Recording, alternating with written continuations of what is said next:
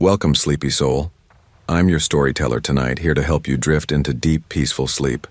Before we begin, don't forget to like the video and subscribe for more bedtime stories. Let me know in the comments where you're watching from and what time it is. And if there's a story you'd like to hear next, I'd love to know that too. I was only trying to sell my car. That's really all it was. No games, no drama, no weird expectations. Just a simple transaction. My name is Alyssa, and at the time I was 25, living in a small, quiet neighborhood just outside of Dayton, Ohio. It was a peaceful place. Nothing crazy ever happened around here. A little boring maybe, but safe. At least I thought so. Back then, I had a silver 2008 Toyota Corolla. It ran just fine. It wasn't the kind of car that would turn heads, but it was reliable, cheap on gas, and had been mine since college. I took care of it. Changed the oil on time, replaced the tires. But I was finally making better money at my job as a dental assistant, and I had my eye on a Subaru Outback that had room for hiking gear, groceries, and maybe even a big dog someday. I didn't want to trade the car in. I knew how that went. I'd get lowballed into something insulting. A friend of mine, Daniel, had recently sold his motorcycle on Craigslist and told me it was the best way to get real value. Just be smart about it, he said. Meet in public, bring someone with you if you can, and trust your gut. Simple advice. I was careful. I thought I was careful. I listed the Corolla with good pictures and a clear description. Runs great, 118,000 miles. Recently detailed. Asking $3,800 OBO. I even got the tires rotated and made sure the tank was full so that anyone test driving it wouldn't run out. That's the kind of person I am. Thorough, fair, probably too trusting. Within an hour, the messages started rolling in. Some were clearly spam or scammers. One guy offered $2,000 sight unseen and said he'd send a driver with a cashier's check. I blocked him. Another guy asked if he could trade for a quad bike and a puppy. Blocked again. But that evening, around 6:30, I got a message that felt normal. Hi, is the car still available? It came from a 937 area code, the same as mine. I replied, yes, it is. A few minutes later, cool, would love to come see it tonight. What's your address? I paused. I had already told myself I wouldn't meet anyone at home. My driveway was secluded. We didn't have streetlights on my end of the block, and my roommate, Clara, was working a double shift that night. I replied, let's meet at the Kroger parking lot on Bellbrook Avenue. It's well lit. He replied, I'd prefer to come to your place. I don't really like driving around at night. I'll be quick. That rubbed me the wrong way. I texted, sorry, I'm only meeting at public places. No reply. For an hour. Then just one word. Lame. Blocked. The next day was quiet. I only got one message that seemed promising. This one came from a different number, same area code. Hi, Alyssa. I saw your Corolla listing. Still available?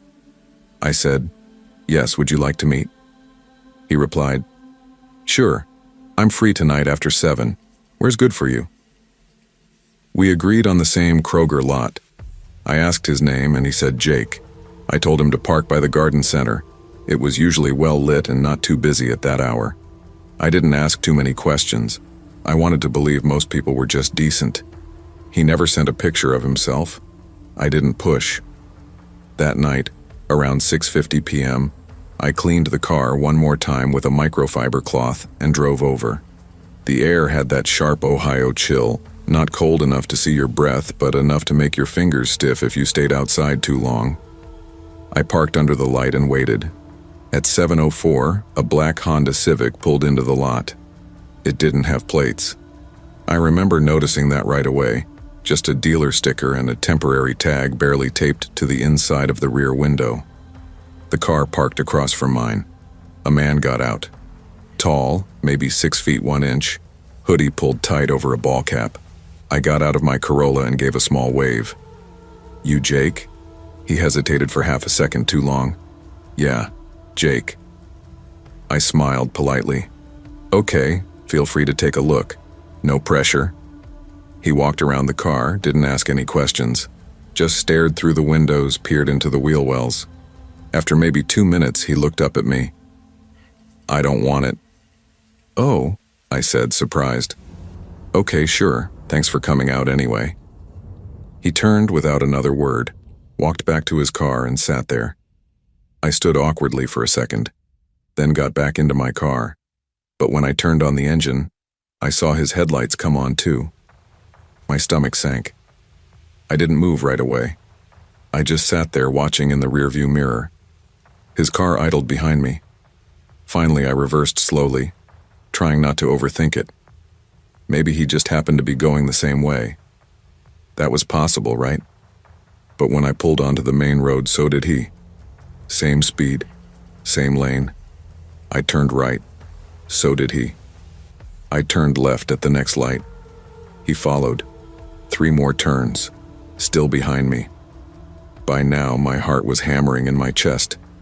I couldn't pretend anymore. I made a full loop around a block of suburban homes and doubled back toward downtown.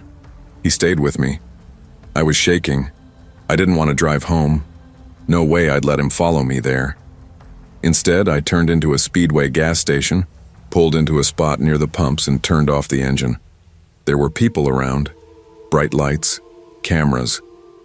I watched in my side mirror as he slowed down, then kept driving. I exhaled, gripping the wheel until my knuckles were white. But 30 seconds later, his car came back around the block and pulled into the adjacent lot, right next to a darkened hardware store. He just sat there, lights off. I called my roommate. She didn't pick up. I called Daniel.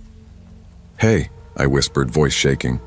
"Remember that Craigslist car buyer? I think he's following me." "Where are you?" he asked, voice instantly alert. "Speedway, the one off Wilmington Pike." "Stay there. I'm 10 minutes out." Jake stayed parked. I watched his silhouette, his face never visible. Every time a customer pulled into Speedway, I prayed it would distract him. But he stayed, still, watching. When Daniel arrived in his lifted red truck, I felt a wave of relief. He pulled up next to me, rolled down his window and gave me a thumbs up. That's when the black Civic peeled out. No lights, just vanished into the night. Later, when I checked both text threads again, I noticed something that made my blood run cold. Both numbers, Jake and the first guy, were only a digit apart. One had messaged me the night before, wanting to come to my house. The other met me and followed me afterward. Different names, same area code, almost identical numbers. Daniel helped me file a police report the next day, but nothing came of it. Burner phones, no plates, no real name. I never sold the car on Craigslist. I traded it in for $3,100. Maybe I could have gotten more, but I didn't care anymore. What haunted me most wasn't what happened, but what almost happened. If I'd let that first guy come to my house, if I'd gone home after Jake walked away, if I hadn't stopped at that gas station, I don't know what he wanted. Maybe he was trying to find out where I lived, maybe worse. But I never used Craigslist again. Some things just aren't worth the risk.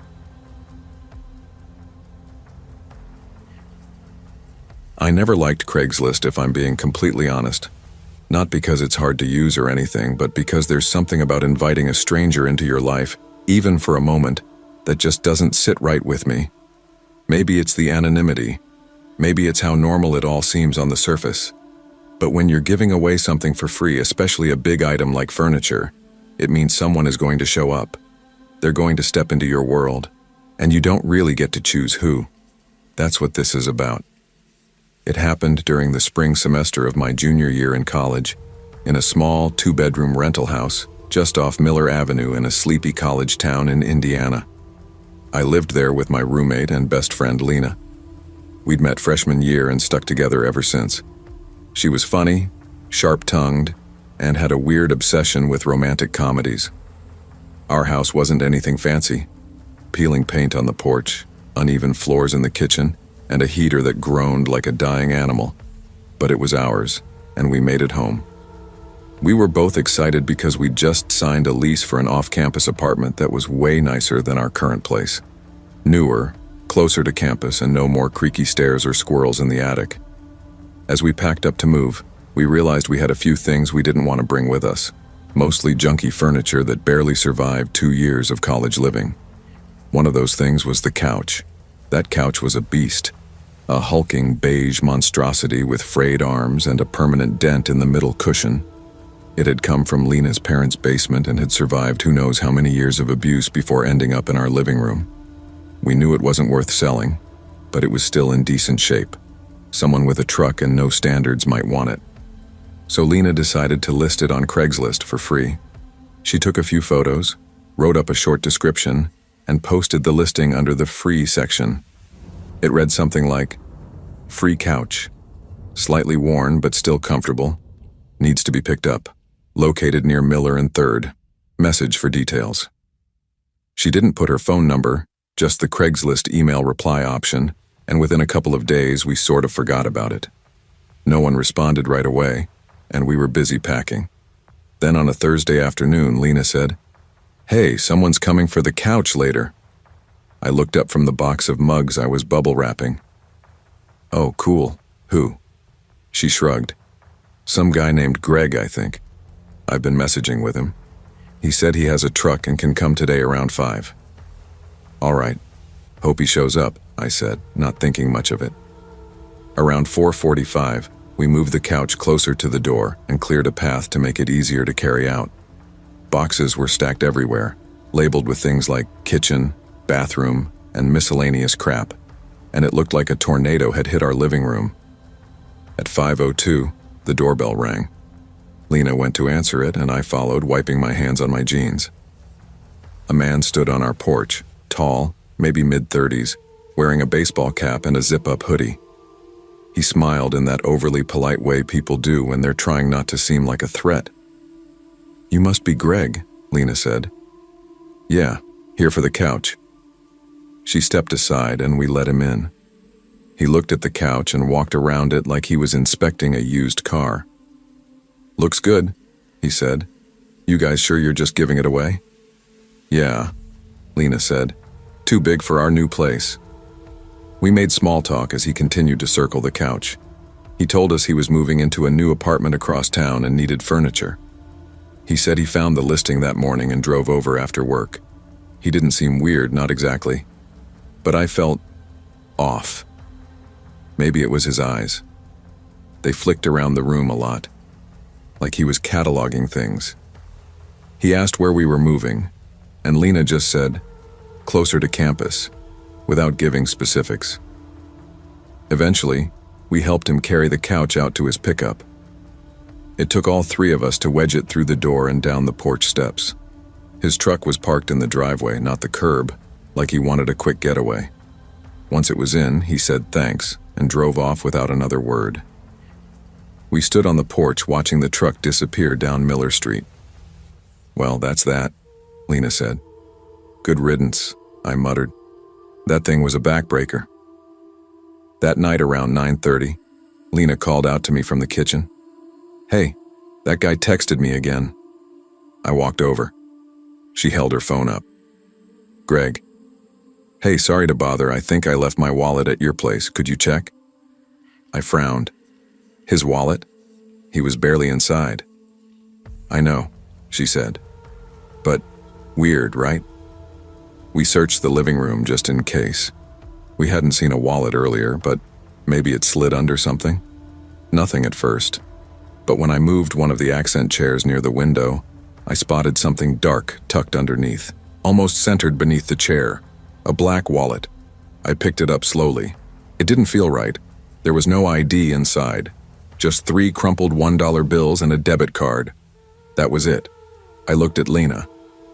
Why would he even carry this around? No ID, no photos, no receipts, not even a library card. She bit her lip. Should we give it back? Before we decided, he texted again. "Greg, I can swing by in 10 minutes. Let me know."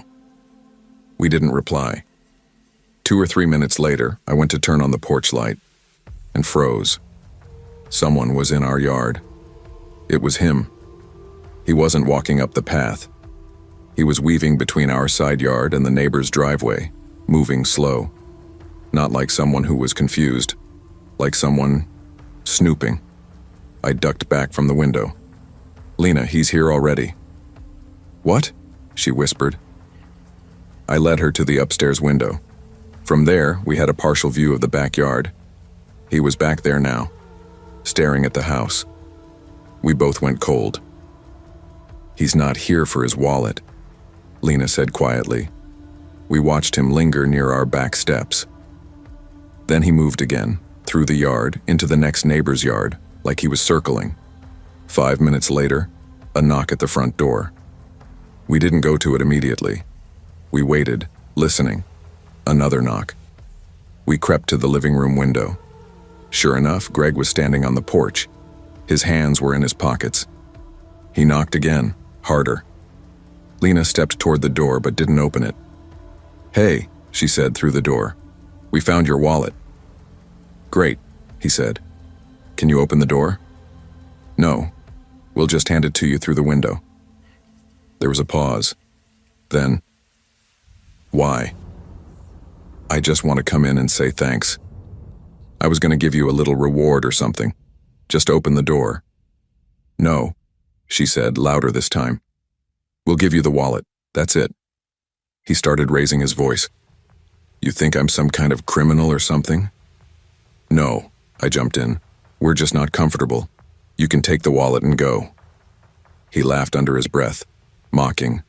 "Come on, I've got some cash in my car. Just let me in for a second." "Your wallet only had $3, I said. Silence. Then he stepped closer to the door and muttered, "So you looked inside, huh?" That's when Lena grabbed the wallet, went to the side window, and tossed it onto the lawn. "There's your wallet, now leave or we're calling the cops." He walked over and picked it up. Then he knocked again. "Let me give you the reward," he said, almost pleading. Lena yelled through the door, "Leave!" And finally he did. We stayed up late that night.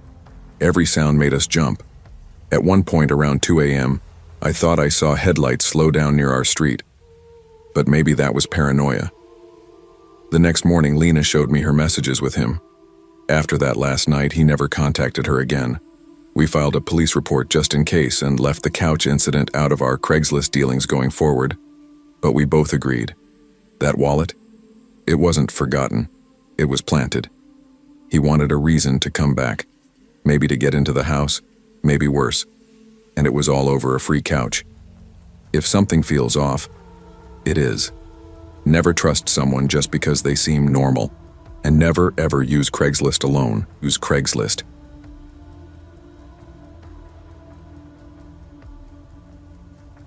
I never used to be one of those people who got scared easily.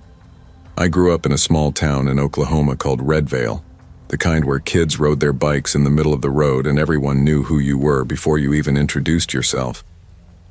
I was used to the slow pace of rural life, the isolation of long country roads and the eerie calm that came with the stillness at night. But I always felt safe in that quiet. Until one summer changed that for good. It was July. Hot, dry, and boring. I had just moved into my first house outside the town limits, about 15 minutes into the country. The place had a big open yard and was right next to a string of old trails that used to be used by ATVs and dirt bikes back in the day. They were mostly grown over now, but still navigable.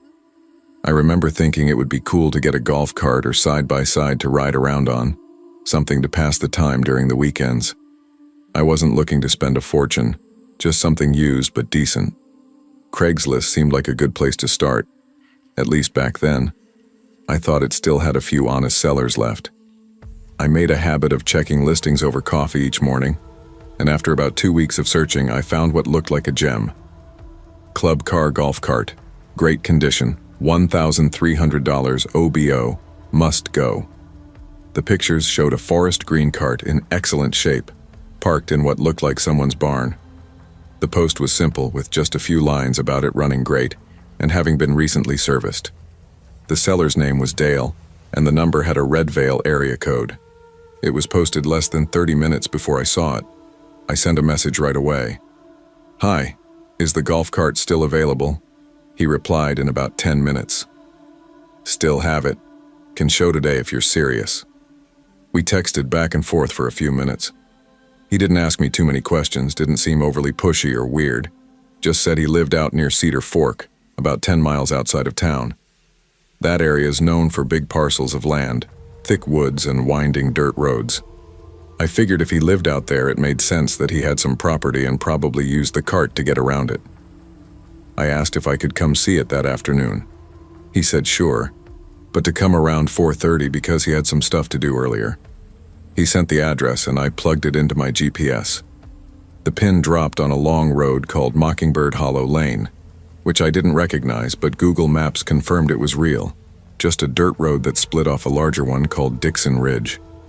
At 4:15, I grabbed my wallet, my keys, and a water bottle and headed out in my truck. I didn't tell anyone I was going, mostly because I didn't think twice about it. Looking back now, that was probably the dumbest mistake I made. The drive out was peaceful at first. Just golden fields on either side, the occasional rusted-out mailbox leaning from years of weather. Once I turned onto Mockingbird Hollow Lane, though, the road narrowed. Trees started thickening on both sides, and the sunlight cut into stripes through the canopy above. I lost cell service about halfway down the road. I reached the pin. It wasn't marked by a mailbox or a number, just a thin gravel driveway flanked by 2 wooden fence posts. No gate. I double-checked the address, same as the text. I pulled in and parked off to the side where the driveway widened just a bit. Ahead, it twisted and disappeared behind a line of tall pine trees. As soon as I turned off the engine, I saw a man walking toward me from around the bend in the driveway. He waved. He looked to be in his mid-50s, gray hair cut short, wore jeans and a faded flannel shirt. There was nothing especially odd about him at first glance. "You hear about the golf cart?" he asked. "Yeah," I said. "Dale, right?" He nodded. "Sure am. Come on, I'll take you to it." We walked side by side a short distance down the driveway. It curved around a clearing with a big weathered barn off to one side. Parked under a lean-to attached to the barn was a golf cart, but not the green one from the pictures. This one was red and had a torn seat. "Oh, not this one," Dale said, noticing my expression. "That one's busted. The green one's a bit further out. Had to store it behind the property. Keeps the wife from nagging me about cluttering the barn." He laughed a bit, almost rehearsed. Then he patted the side of the red cart and motioned for me to get on. "You mind? I'll drive us over. It's a little bit of a ride, but it'll give you a chance to see how it handles." I hesitated. A small knot began forming in my gut, but I couldn't put a finger on why. "Sure," I said, trying to sound casual. We both got in. He turned the key, and the cart rumbled to life. It was one of the faster models with off-road tires and a lift kit. As we rolled past the barn, the trail turned narrow and dipped into the woods. It wasn't paved or graveled, just dirt and roots. The deeper we went, the more overgrown it got. "How big is your property?" I asked after a few minutes. "About 40 acres. Inherited most of it from my old man. He was a loner, didn't like neighbors much," Dale said without looking at me. We kept riding. 5 minutes passed, then 10. "Is the cart way out here for a reason?" I asked, trying to keep my voice even. "Well," he said after a pause, "technically the cart ain't exactly mine." "What do you mean?" I asked, heart rate already ticking up. He glanced at me, almost smirking. "I'll explain when we get there." That was it. No follow-up, no chuckle, just silence. Then he pressed harder on the pedal, and we started climbing a hill through a narrower section of trail. I noticed now that we hadn't passed a single structure or sign of life in the past 10 minutes. No sheds, no fences, no signs that anyone but him ever came back here. Something primal kicked in. "Actually," I said, "I think I'm good.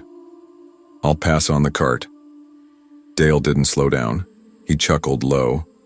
"Oh, come on. We're already way out here. Might as well take a look." "No, I'm serious. Let's go back." He didn't even glance at me this time. "Too late for that, son." I didn't wait for an explanation. As the cart bumped over a log near the top of the hill, I jumped. My feet hit the ground hard, and I stumbled sideways into the brush. My elbow scraped against a tree trunk, but I didn't stop. I heard the cart's brakes screech behind me, then nothing. I didn't look back. I ducked into the woods and ran. Branches whipped my arms and face. I tripped once over a root and landed in a patch of wet leaves. I scrambled up and kept running. Every few seconds I thought I heard footsteps behind me, but when I stopped, it was dead quiet. After what felt like forever, I found a thin stream and started following it. Water meant it would eventually lead to a road, or at least somewhere not on Dale's land. I kept low, moved fast. My clothes were soaked and covered in burrs. Still no cell signal. It took me nearly 40 minutes before I reached a dirt road. Not the one I came in on. This one was older, less used, but it had tire tracks. I followed it, and finally I saw a wooden sign. Dixon Ridge Road, 2 miles. I hiked the 2 miles in silence, jumping at every sound. Eventually, I reached a clearing where I saw the roof of my truck in the distance. But something was wrong. The driveway was now gated. A thick, rusted chain wrapped through the posts. It hadn't been there before. I didn't stop to think. I jogged around the gate through a small break in the trees, climbed into my truck and drove until I got my signal back. I pulled into a gas station near town and sat there for 20 minutes, shaking. I reported the listing to Craigslist and called the sheriff's department, but without a real name or proof anything happened, there wasn't much they could do. I never got a follow-up. I never found that trail again either. The listing was pulled, the number stopped working, and Dale, if that was even his name, vanished into the woods like smoke. I still think about how far into those woods we drove. What was waiting at the end of that trail? A shack? A hole in the ground? Someone else? Now, whenever I see a too good to be true deal online, I remember the way he said it. Oh no, we're in too deep now, son. And I never, ever ride with strangers again.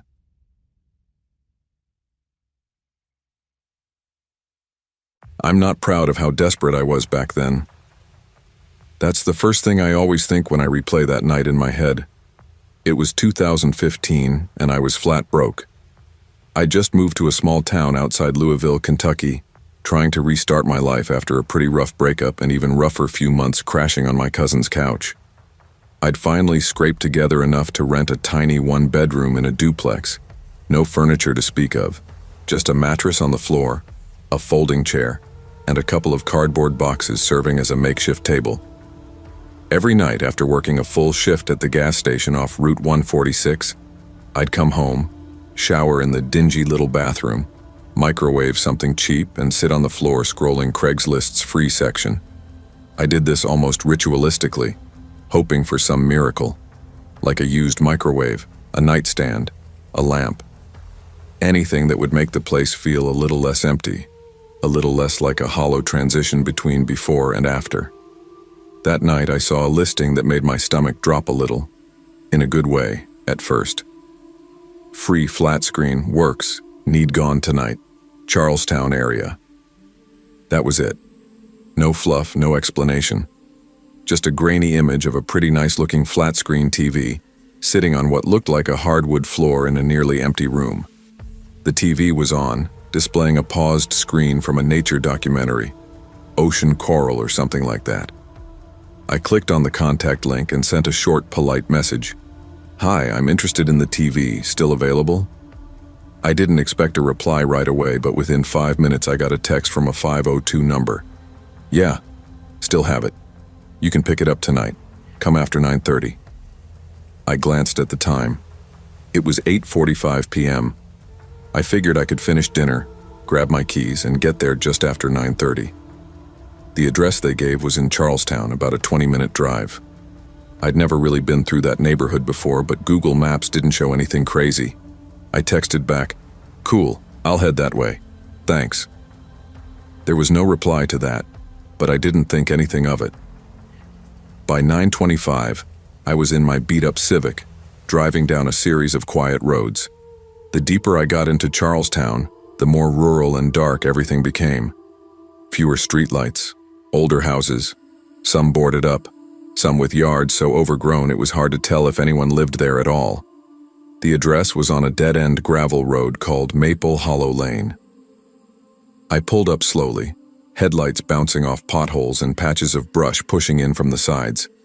The house was the last one on the right, set back about 50 feet from the road. It looked off. Not bad exactly, but odd. The porch light was on, but dim and flickering. There was no car in the driveway. The windows were all dark. The curtains were drawn. I parked along the side and texted again.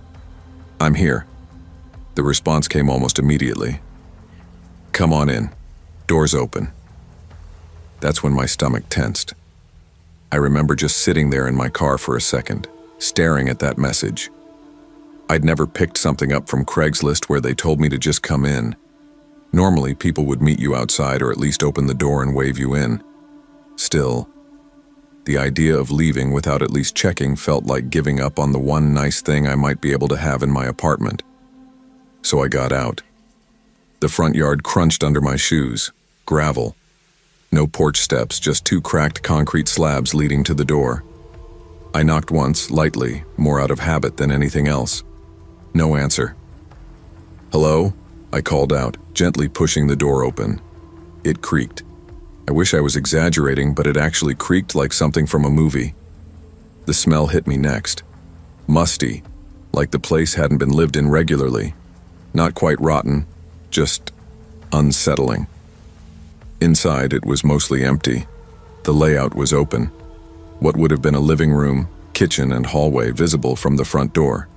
The only light was a small lamp in the far corner by the kitchen. A single bulb, glowing yellow. I didn't see anyone. "Hello?" I called again. Then I heard it. A voice, woman's voice, from somewhere deeper in the house. "Yeah, back here." Something about the tone was casual, almost cheerful. Too casual, maybe. I stepped inside, leaving the door partially open behind me. The living room was bare, save for a few moving boxes and a coat draped over a kitchen chair. The hardwood floors creaked under my feet. I turned toward the hallway where the voice had come from. As I got closer, I noticed something strange. The door to what I assumed was the hallway closet had one of those attic ladders pulled down. And from above, darkness. A still, perfect darkness. Not the kind that comes from shadows. No. This was like looking into a space that swallowed light entirely. Then I saw her. A woman, maybe in her mid-40s, standing near the base of the ladder, off to the side in the kitchen. She wore a loose hoodie and jeans, barefoot, arms crossed, hair tied up in a sloppy bun.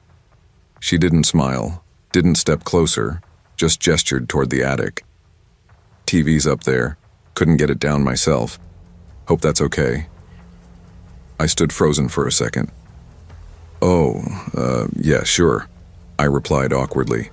"I can try." "Why?" "I don't know. I was raised to be polite. I didn't want to seem rude. I thought, just grab it and go." She nodded once and stepped out of sight behind the corner, into the kitchen.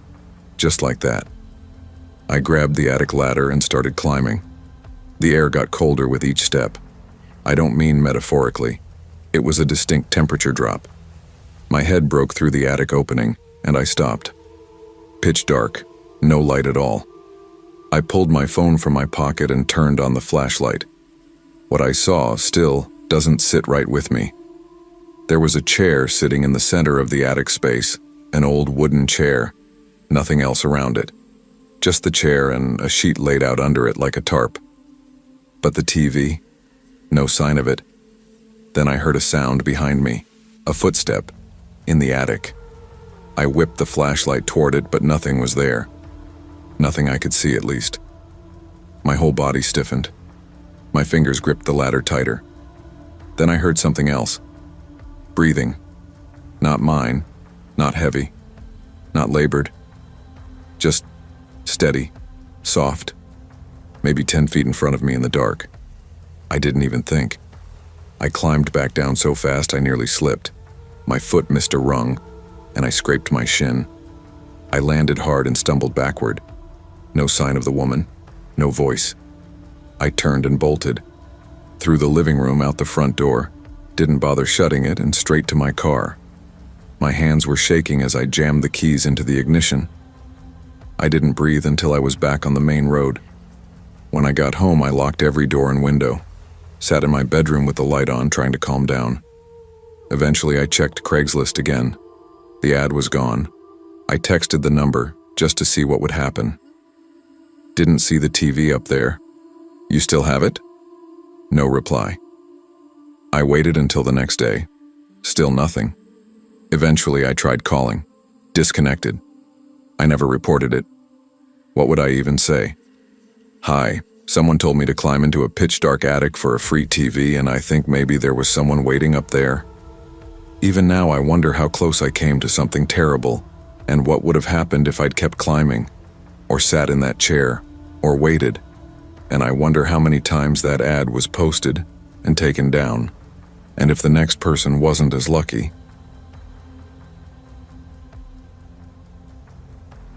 I thought it was just a modeling gig. That's how these things always start, right? So ordinary, so believable. It was 2013, and I was 21, living in a suburb just outside of Santa Clarita, California. I had been trying to get into commercial acting and modeling for about a year. Nothing huge, just small stuff. Local ads, some product promotion jobs, a few music video extras. When you're young and trying to break in, you take what you can get. I was juggling a waitressing job at a steakhouse and applying for gigs online almost every day. I didn't have an agent, which meant I had to look for my own opportunities. And one of the best places for that, or so I thought at the time, was Craigslist. That was the mistake. Before all this happened, I'd done a few minor paid shoots, a car dealership spot, a wedding catalog ad, and one student film for a college out in Burbank. I wasn't famous or anything, but I had a small portfolio I was proud of. I'd even had a friend help me put together a comp card with some headshots. My goal was to move into promotional modeling, ideally for events or products that had big brands behind them. But things were slow. I was barely getting by. And when rent's due and you've eaten canned soup for 3 nights straight, your standards begin to drop. You start thinking, it's just a quick job. I'll be careful. I'll ask the right questions. That's exactly what I thought the day I saw the Craigslist ad. The headline was simple. Model needed for product shoot, paid gig, $250 per day. Underneath it said, seeking a female model 18 to 30 to help promote a new product line. Light modeling and promotional work for a local business. No nudity, professional setting, quick and easy pay. Please email with experience and at least one photo. I remember rereading the line professional setting 3 or 4 times. It calmed something in me, made it feel more official. It sounded like one of those event gigs where you hand out flyers or pose with a product display. I'd done similar work at a tech conference in Anaheim the year before. It seemed normal enough.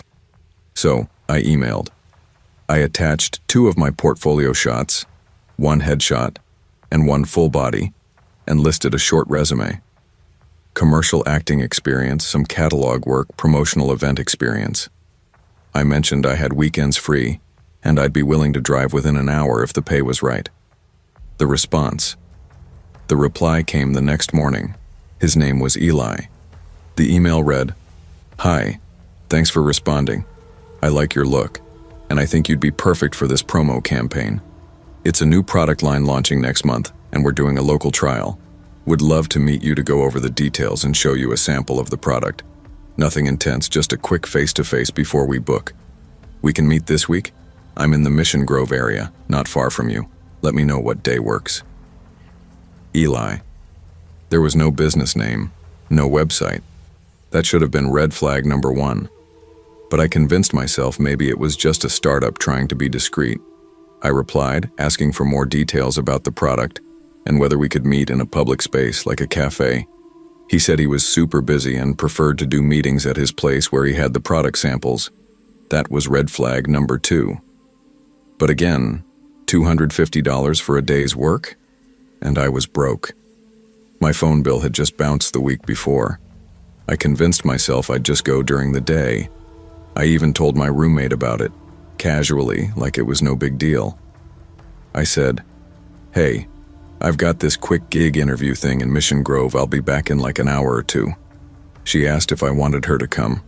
I smiled and said, "Nah, it's chill. Just a little modeling thing. I'll text you." Famous last words. His address was in a newer apartment complex near a bunch of industrial parks and gas stations. Not quite residential, not quite commercial. I pulled up to a place called Amber Pines Apartments. Clean. Gated. Nothing sketchy on the surface.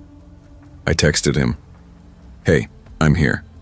A minute later he replied, "Come to 2C, I'll buzz you in." I walked up the steps, hesitating briefly outside the door. Something about the stillness made me pause. I knocked. A few seconds passed before the door opened. "Hey," he said. "You're Grace, right?" I nodded. "Yeah." Eli was in his 30s, maybe early 40s. Slender, clean-shaven, dark hoodie and jeans. Not what I expected. No clipboard, no samples out, no lights, no other people. He stepped aside. "Come on in." I stepped in. The apartment was off, not dirty, but bare. No art on the walls, no furniture beyond a couch and a folding table. I saw a camera tripod in the corner, but no lights or backdrops. He motioned to the couch. "You can sit," he said. "I'll grab the stuff." I sat. My phone buzzed in my purse, my roommate texting a meme. I didn't reply. I just felt this pit in my stomach begin to grow. He came back from a side room holding a manila folder and what looked like a small bottle of perfume. "This is the product," he said, handing me the bottle. "It's a scent line. We're working on how to package and market it." I nodded, turning the bottle in my hand. There was no label. He sat across from me on a kitchen bar stool, staring. "So," he said, "you've done this kind of thing before?" I nodded again, more reserved this time. "Yeah, some promo events, commercials, nothing too crazy." He smiled, then asked where I lived, if I had a boyfriend, if I was working anywhere else. His questions got personal quickly. I dodged some of them or gave vague answers. He started leaning forward. "You've got a good look," he said. "Very natural. We could probably use you for more than just the one shoot." I forced a smile. "Cool." Then silence. He was just staring at me. "I think you'd be a good fit," he said, after a long pause. "But you'd need to be comfortable with close camera work. You okay with, like, fragrance modeling? Showing the bottle in your hand, spritzing it on your neck? We might do some video too." "That's fine," I said quickly, standing up. "But I'll need the full info sent over before I commit." He didn't move, just sat there on that stool, looking up at me with this expressionless face. Then finally he said, "Okay. Yeah, no problem." I was already halfway to the door when I heard him say behind me, "You really sure you don't want the job?" There was something off in the tone, too soft, like he was disappointed. "Yeah," I said, forcing my voice steady. "I'm sure." He opened the door for me barely. I slipped out, muttered a quick thanks, and practically ran down the steps. When I got home, I felt weird, unsettled, not quite terrified, but shaken. I didn't tell my roommate all the details, just that it felt off, and I passed on the job. 2 weeks later, I got a new gig, waitressing at a new bistro in West Hollywood. Life moved on, until a month later. I was scrolling on my phone during my lunch break, mindlessly looking through local news when I saw a headline that froze my entire body. "Man arrested for stalking and threatening aspiring models through Craigslist scam." I clicked it, and there it was, his face, Eli. Or rather, Elijah Barnett, age 38, accused of creating fake modeling gigs online, luring women to his apartment under the guise of auditions, and later stalking them if they declined. One woman said he sent her over 50 emails after a single meeting. Another said he waited outside her apartment for hours. One reported him trying to follow her after a second meeting. I sat frozen in the staff bathroom reading every word. My stomach was in knots. It could have been me. I still don't know why he didn't pursue me after that day. Maybe I didn't give him enough to go on. Maybe I didn't seem vulnerable enough. Maybe I just got lucky. I saved a screenshot of the article and emailed it to myself with the subject, "Close call." There's a fine line between a job opportunity and a trap when you're desperate and young. I always told myself I was street smart, that I knew how to spot red flags. But the truth is, when you want to believe something is safe, your brain works overtime to make it feel that way. I never looked for jobs on Craigslist again after that.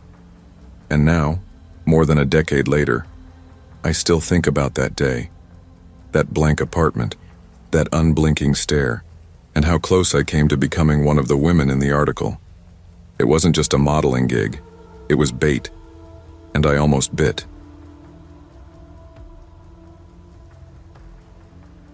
I was just 18 when it happened.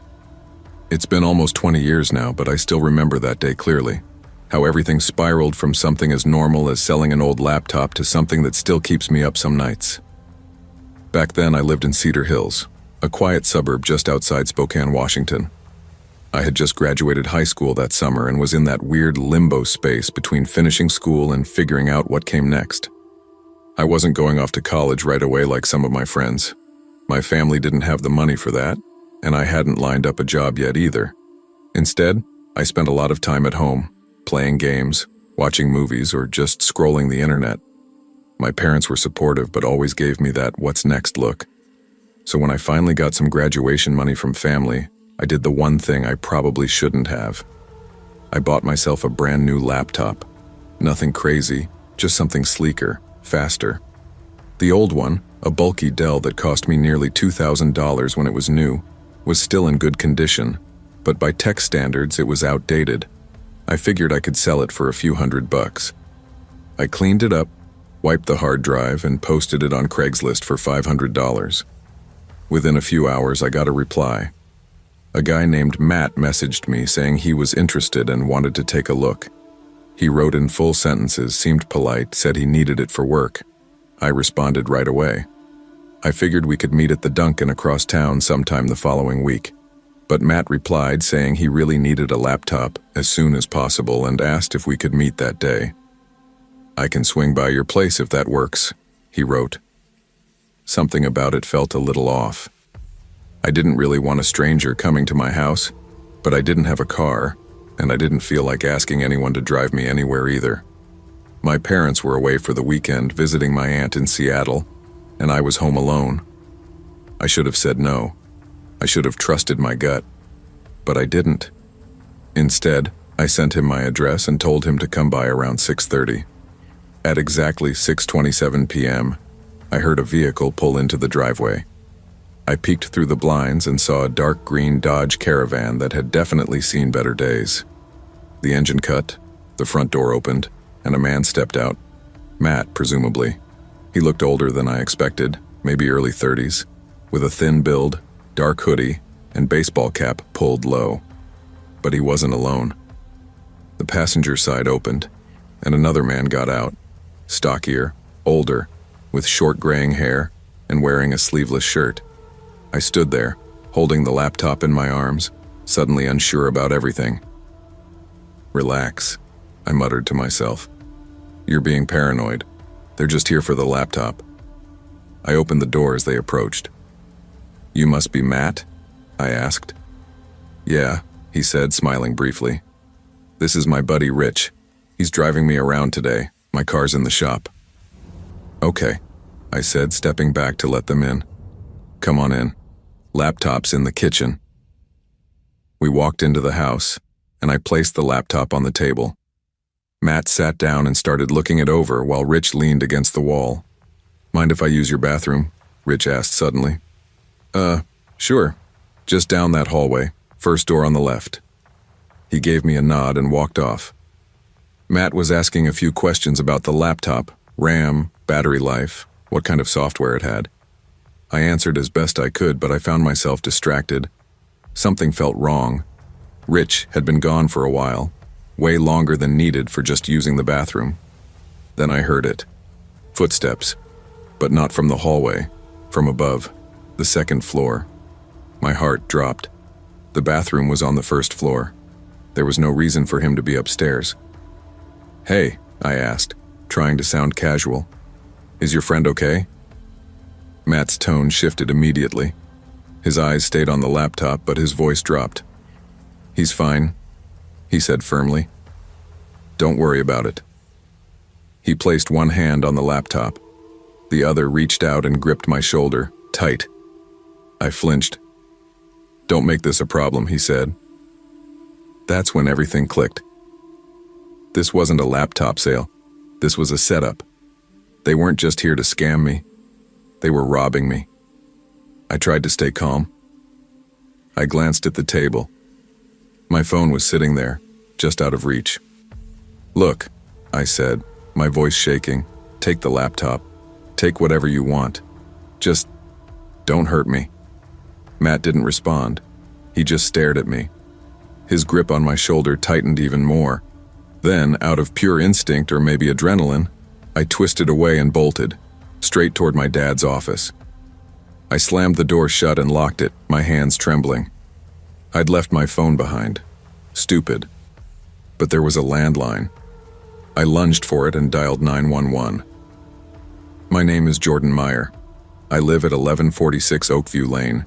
2 men just came into my house pretending to buy a laptop and I think they're robbing me. One is upstairs, please send help." The dispatcher told me to stay on the line. She asked questions, but I could barely breathe. I heard thumping, heavy footsteps, doors opening upstairs. They were ransacking my house. "Do not come out of the room," the dispatcher said. "Stay where you are." Then I heard voices. Matt and Rich shouting to each other, one calling from upstairs, the other near the kitchen. Then the front door slammed. I peeked out the window. They were running back to the van. I watched as they peeled out of the driveway, tires screeching. The police arrived 7 minutes later. 7 minutes that felt like a lifetime. They were kind, but didn't seem overly hopeful. I gave them everything I could, descriptions, what I knew about the Craigslist post, the emails. They dusted a few surfaces for prints, took a quick inventory of what was missing. The final tally? My old Dell laptop, a small 24-inch kitchen TV, my mom's jewelry box from the master bedroom, $200 in cash from my sister's desk. Total value, close to $3,000. I called my parents and told them what happened. At first, they thought I was joking. Dark humor wasn't out of character for me. But once they heard the seriousness in my voice, they rushed back home that night. They were furious. Not just about what was stolen, but that I'd let strangers into our house. I couldn't even argue. It was my fault. I tried to follow up with the police a few times in the weeks that followed, but they never found the guys. I don't think they even tried that hard. Craigslist scams were a dime a dozen back then. That summer, instead of enjoying freedom or going out with friends, I spent it working double shifts at a local grocery store to pay my parents back. Every dollar I earned went toward making up for my mistake. I learned a lot that year. I never used Craigslist again to sell anything. Not unless I was meeting someone in public. Daylight only. Crowded place only. No exceptions. I was lucky, all things considered. They could have hurt me. They could have done much worse. And all it took was one email, one response, one impulsive decision. These days, when people talk about buying or selling stuff online, I don't say much. But in the back of my mind, I always think, they weren't here for a laptop. They were here for a house with no parents. They were here for someone stupid enough to open the door. And unfortunately, that day, that was me.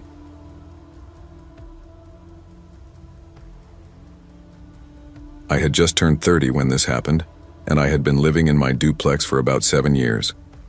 It was one of those old 1940s homes you find scattered across parts of Michigan. Worn brick exterior, weathered siding, narrow porches with cracked concrete but solid bones underneath.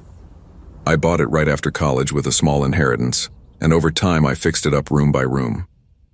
It had taken a lot of long nights and YouTube tutorials. but I was proud of how it turned out. The house was split evenly down the middle. I lived on the left side, and I rented out the right. Each side had 3 bedrooms and 1 bathroom, with the only bathroom located at the top of the narrow staircase. One of those weird older layouts that made you question how families managed back then. Over the years, I'd had a few different tenants, but the last family, well, they were ideal. Jason and Morgan were in their early 30s like me, with 3 kids under 10. They were quiet, always paid rent early, and we got along well enough that sometimes I'd bring over leftover baked goods or help Jason shovel snow from the walkway in winter. We weren't friends exactly, but we were neighborly. But space was tight. I mean, 1 bathroom for 5 people? Morgan had told me more than once that it was driving her crazy. So it didn't shock me when they told me they'd found a new place out in Brighton. Bigger home, bigger yard, more modern layout. I was happy for them. They moved out at the end of April. I gave them the whole month to clear out and didn't hassle them about small stuff. When I finally went over to inspect the unit, they'd left behind a few odds and ends. A scratched-up wooden kitchen table and a pile of plastic bins full of kids' toys, action figures, board games with missing pieces, a few old dolls, and a handful of those little Hot Wheels cars. Before leaving, Morgan texted me, "We didn't have room for everything. Okay to leave those toys? You can toss them if you want or give them away." I didn't see the harm. I figured I could either sell them cheap or donate them somewhere. That evening, after finishing up a patch job on the drywall and touching up some paint in the bedrooms, I took some quick photos of the toys and listed them on Craigslist. I bundled the entire lot for $20, just enough to maybe interest someone local, but not enough that I'd feel bad if no one ever came. The table sold within 2 days. A guy from Ferndale picked it up and left cash in my mailbox. The toys, though, no bites, not even lowball offers. I wasn't in a rush, so I left the listing up and forgot about it for a few weeks. Then, out of the blue, I got a message from Andy James 273 subject, toys. "Hey, still got those toys? Would like to come by Saturday if that works." His profile looked basic, nothing shady. The email address didn't raise any red flags, and I had enough experience selling things online that I didn't think twice.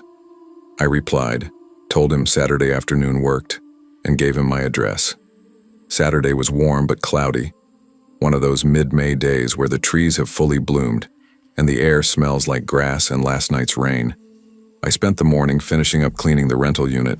Nothing major, just wiping windows, scrubbing the tub, making sure the carpets didn't smell like crayons and juice boxes. Around 12:30 p.m., I walked back to my side, made a sandwich, and sat by the window scrolling through my phone. Around 1:15, I heard a vehicle pull up. I peeked through the blinds. The truck was old. A rusty Ford F-150, probably early 90s, dull red paint that had long since faded to a dusty pink, and a muffler that sounded like a dying lawnmower. The man who stepped out wasn't anything remarkable at first glance. Maybe mid to late 40s, average height and build, dressed in dark jeans and a windbreaker despite the warmth.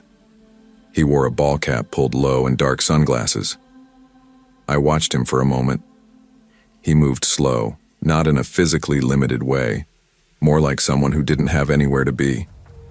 I stepped out onto the porch as he reached the walkway. "Hey there," I called. He raised a hand.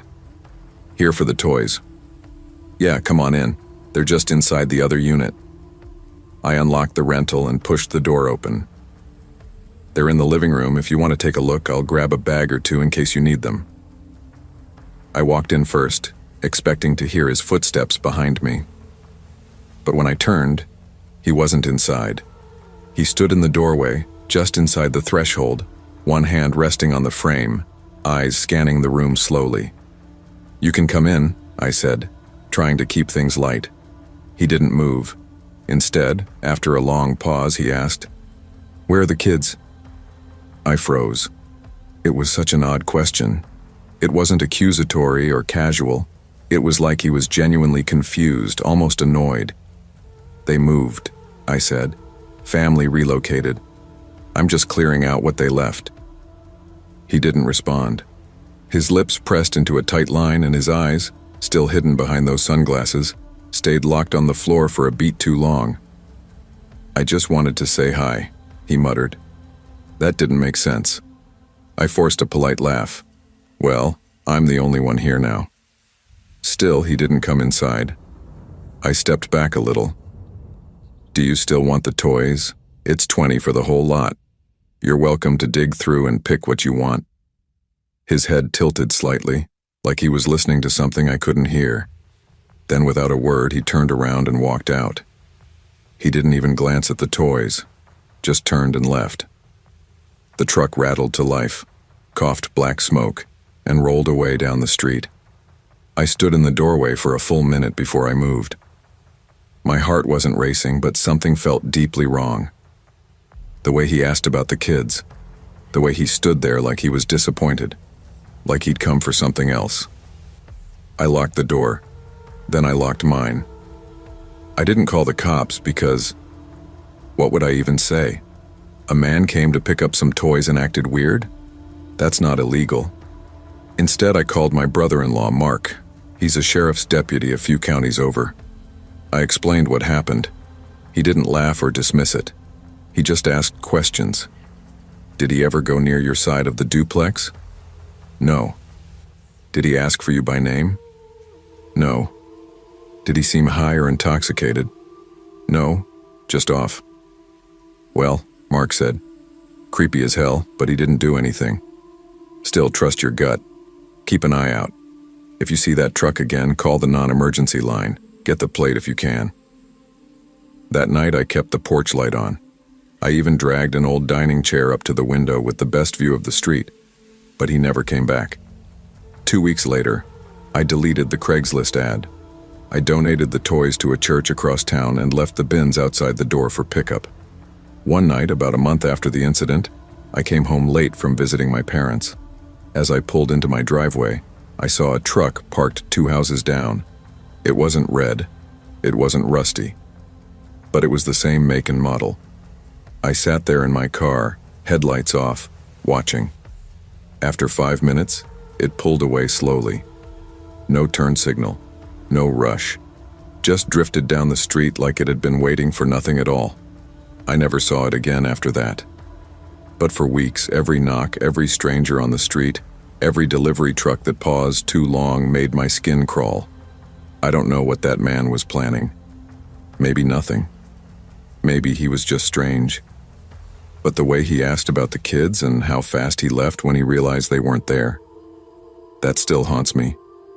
And I never posted on Craigslist again.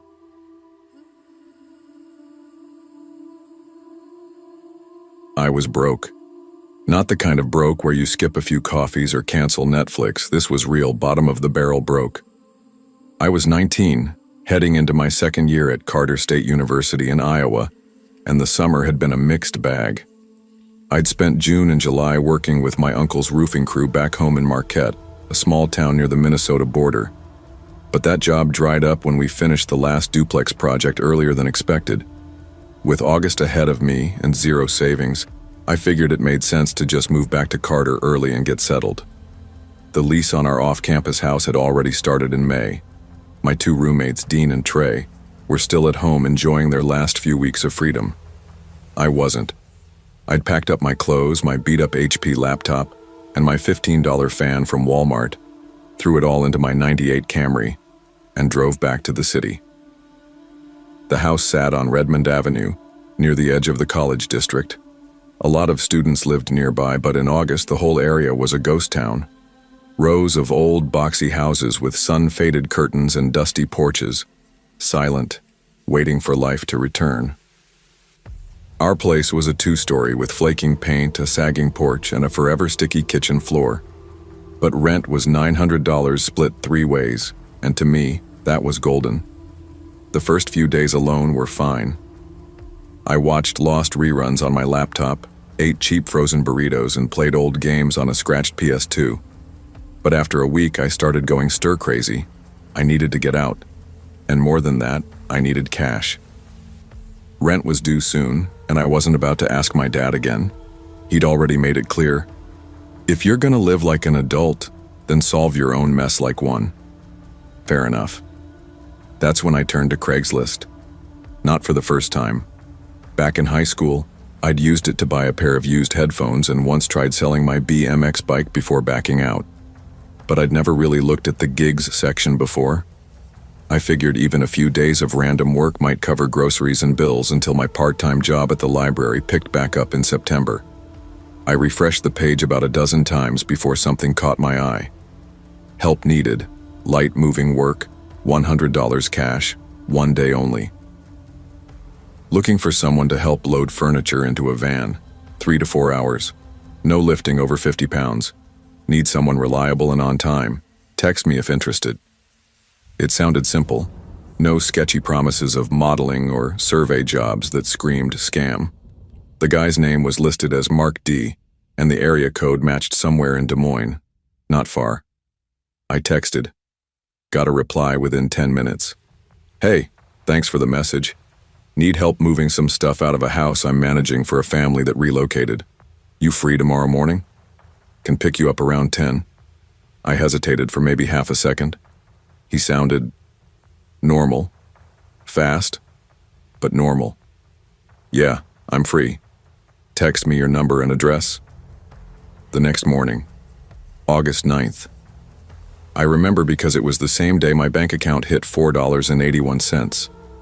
I stood on the front porch with my backpack, just in case, dressed in an old hoodie, jeans, and work gloves. The sun was already baking the pavement. A large white cargo van rolled slowly up the street and stopped in front of the house. No company logo, just plain white. I squinted as the window rolled down. "Colin?" the guy asked. "Yeah," I replied. He stepped out. He was about 6 feet 2 inches, mid-40s, with a scruffy beard and a thick build like someone who maybe lifted in his 20s and never quite lost it. Wore cargo pants, a faded brown t-shirt, and sunglasses. His handshake was firm but didn't linger. "I'm Mark," he said. "You ever moved furniture before?" "Yeah, a couple times," I lied. "Helped my cousin move last summer." "Cool. This won't be bad. Just a few heavier pieces. Load, drive, unload. Easy $100. That was all I needed to hear. I tossed my bag in the van and got in. We drove for over 30 minutes. I watched out the window as the city gave way to suburbs, then to the kind of brand new developments where the houses all look like catalog models. Fake shutters, bright garages, identical roofs. These were the kind of places built in rows, neat and sterile, with barely lived-in lawns. Eventually, we pulled into a cul-de-sac. There were no kids, no bikes, no sprinklers. Just silent houses. It felt too new. The one we stopped at was a 2-story gray home with white trim. No decorations, no car in the driveway. Every window covered. I stepped out. "Looks pretty empty," I said.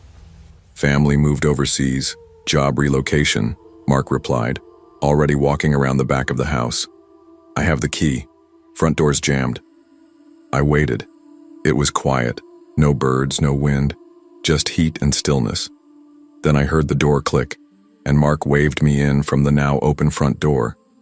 Inside was cool, spotless, and smelled faintly of lemon cleaner. But something didn't sit right. No boxes, no labels, no moving tape. The living room had a flat-screen TV on a stand, a nice sectional couch, a coffee table with a fake-looking fruit bowl. The dining table was set, forks perfectly placed. It was the kind of house you'd see in a realtor's ad, not one being packed up. "You sure they moved?" I asked, trying to sound casual. Yeah, they left it all staged for resale," he said, grabbing a hand truck from a nearby closet. "We're just grabbing a few pieces the company doesn't need." Something felt off. Still, I followed him and helped load the TV. Then a couple of stools, some chairs, and a heavy end table. The van was half full after about 40 minutes. It was on the second trip to the van that my gut finally screamed at me. I looked around the street again. Not a single car moved, not one window twitched. The mailbox had no name. There wasn't even a for sale sign out front. "Mark," I said slowly, How did you get in again? He paused. Key under the mat. No realtor lockbox or anything? Nah. He kept moving. Fast. My stomach twisted. I pulled out my phone, a tiny Motorola flip phone I kept in my pocket, and pretended to check a message. I stepped back toward the van. Hey, I said. I just got a text. Family emergency. My grandma, she had a fall. I gotta go. I'm sorry. Mark froze. His eyes didn't blink. Then his voice dropped. You're not going anywhere. My blood iced over. I turned and ran. I heard him shout, something muffled, angry. The van door slammed behind me. My feet hit pavement, then grass. I vaulted a low fence into someone's backyard, heart pounding like a jackhammer. I heard the van's engine roar to life. It peeled out of the driveway. I ducked between two sheds and crouched low, sucking in air. The sound of the van drifted away. Once I was sure I'd lost him, I called 911. My hand shook as I explained everything. Cops met me at a nearby gas station 20 minutes later. I gave them the house address, a description of the van, and of Mark. They ran the plates caught on nearby security footage. Turns out the house had just been finished 2 weeks earlier. The real owners were still living in the Netherlands and had hired a company to stage it for listing. None of the items were meant to be moved. Mark, real name Brian Culver, had already hit the house multiple times. He'd taken smaller stuff the first few days. Silverware, decor, probably electronics. No one noticed because the neighborhood was barely occupied. He got cocky, needed help with the big stuff. That's where I came in. I gave a full statement. No, I didn't know. Yes, I suspected something and ran. No, I didn't know his real name. No, I didn't touch anything but what he handed me. Yes, I wanted to help. They said I did the right thing. That reporting it probably saved me from being charged, or worse. Brian was arrested later that day when he tried to pawn the TV. Security cameras, license plate hits, and my statement nailed him.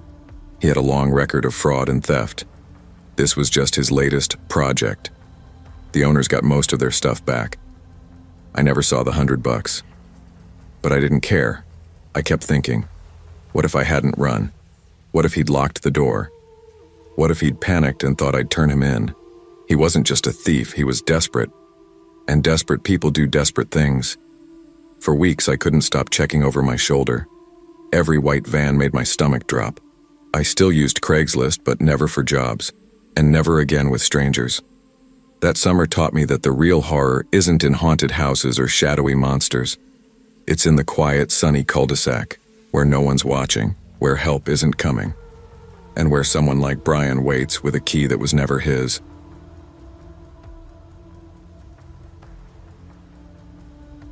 I was desperate for a change.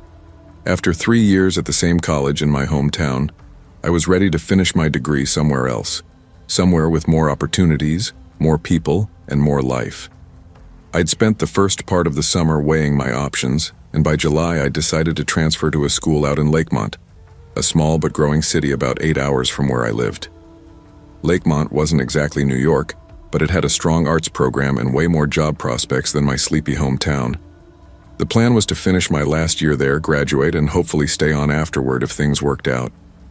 The only problem was, I didn't know a soul out there. My parents were supportive, but they couldn't offer much in the way of help. Money had been tight ever since my mom got laid off. I had a summer job working at a local warehouse and it didn't pay much, but I'd managed to scrape together just enough to cover moving costs and maybe a couple months' rent if I was lucky. My job ended mid-August. That gave me about 2 weeks to find housing before the semester started. The search wasn't going well. Every evening after work, I'd sit down at my beat-up laptop and scroll through listings on Facebook Marketplace, local student housing boards, and of course Craigslist. I wasn't picky, at least not at first, but Lakemont was a college town, and competition for rooms was fierce. I sent out message after message. Most went unanswered. A few told me the rooms had already been rented. 1 or 2 sounded good at first, but then asked for things that raised red flags, like cash in advance with no contract, or agreeing to meet in the woods behind the gas station, which obviously was a no. By the second week of August, I was panicking. I'd started replying to listings I didn't even like. I couldn't afford to be selective anymore. One night, I came across a Craigslist post titled, "Bright Room Available, Walk to Campus, Students Only." The pictures looked fine, nothing amazing, but clean. A small, sunny room with a twin bed, a desk, and a window. The ad said it was a student house, 5 bedrooms all rented by students at my new school. It was less than a mile from campus. The rent was reasonable, lower than most in fact, but not so low that it screamed scam. It seemed like a lucky break. I messaged the poster right away. He replied within the hour. His name, he said, was Tom Adler. Said he was a part-time landlord and worked in tech. He owned the house, lived out of state, and didn't usually meet his tenants in person. That felt a little weird, but he was friendly and professional. "Totally understand if that's a deal breaker," he told me on the phone. "But I can assure you the place is just as described. I can send you the lease and room details today. You'll love the roommates, really chill, all students like you." He emailed me a PDF of the lease. It looked real, standard rental agreement stuff. It even had a few specific rules like quiet hours after 10 p.m. and no pets, which made it feel more legit. The photos matched what he'd posted in the ad. Then came the part I didn't want to deal with. "I'll need first and last month's rent up front before I hold the room," he said. "Sorry, I've just been burned before." I hesitated. That was over $1,200. It was basically all I had left. "I get it," he said. "I'll send you the full contract and receipt once it's processed. You'll have everything in writing. If it helps, I can even put you in touch with one of the roommates." He did. A guy named Josh emailed me, said he was one of the housemates, and he liked living there. In hindsight, it's obvious now that the Josh email was fake, probably written by the same guy. But at the time, it pushed me over the edge. I wired the money the next morning. When my warehouse job ended a week later, I loaded up my car with everything I owned, clothes, dishes, some old posters, and hit the road. The drive to Lakemont took most of the day. I was sweaty, exhausted, but excited. I'd spoken to Tom just the day before, and he said someone would leave the key under the mat. As I pulled up to the address, I remember feeling relieved. The house looked exactly like the one in the photos. White siding, clean porch, small front yard. Nothing fancy, but it was solid. I parked on the street, grabbed my backpack, and walked up the steps. There was no key under the mat. I rang the doorbell. A guy answered. Mid-20s, looked like a student. "Hey," I said. "I'm supposed to be moving into the open room here. Is Tom around?" The guy looked confused. "I think you've got the wrong place," he said. "No, this is 1417 Oak Ridge Drive, right?" "Yeah, but no one's moving in here. There's no open room." I stood there for a second, completely blank. "Are you sure?" "I signed a lease with the landlord, Tom Adler." The guy shook his head. "I've lived here for 2 years. Our landlord's name is Maria. She lives in town. Never heard of Tom." I backed off the porch, my heart hammering in my chest. Back in my car, I double-checked everything. The email, the lease, the texts. The address was correct. The house was real. But the people, the landlord, gone. I tried calling Tom. No answer. I texted, "Hey, I'm here. No one seems to know you?" Nothing. I called again. Voicemail. The realization hit me like a punch to the stomach. I'd been scammed. $1,200 gone. No apartment, no backup plan, nowhere to sleep, and not a single familiar face in this entire city. I drove to a nearby coffee shop just to sit and think. I connected to the Wi-Fi and started going over everything. I reported the listing to Craigslist, filed a complaint, emailed the fake Tom again even though I knew it was pointless. Then I tried the police. They were surprisingly helpful. The officer I spoke to, Detective Garvey, told me this kind of thing wasn't new. Rental scams were on the rise, especially in college towns right before semesters started. "I won't lie to you," he said. "It's hard to catch these guys. They use fake names, burner emails, cash transfers, but send us everything you've got. Emails, texts, payment receipts, we'll see what we can do. It was better than nothing. But it didn't fix the fact that I had no place to sleep that night. I couldn't afford a hotel. So I parked in a 24-hour grocery store lot and curled up in the back seat of my car, windows cracked just enough to let in air. It was still hot. My spine ached. I barely slept. The next day, I started the hunt again. I posted on student groups, looked for sublets, anything. Late that afternoon, I found something. A basement apartment, technically 7 bedrooms, although 2 were shared. It was in a rougher part of town, but the rent was dirt cheap and move-in was immediate. I met the current tenant that night. He barely looked up from his video game. "You cool with sharing a kitchen and 1 bathroom with 6 other people?" he asked. "Yeah," I said. It was a dungeon, concrete floors, no windows in my room, stained ceiling, but I took it. It was better than the car. Classes started the following week. I focused on surviving. School, work, sleep, repeat. I tried not to think about the $1,200 I'd lost. Every dollar I spent now was borrowed or scraped together from ramen-level savings. Then, about a month later, I got a call. It was Detective Garvey. "We got him," he said. Apparently, the scammer had been dumb enough to use a traceable account.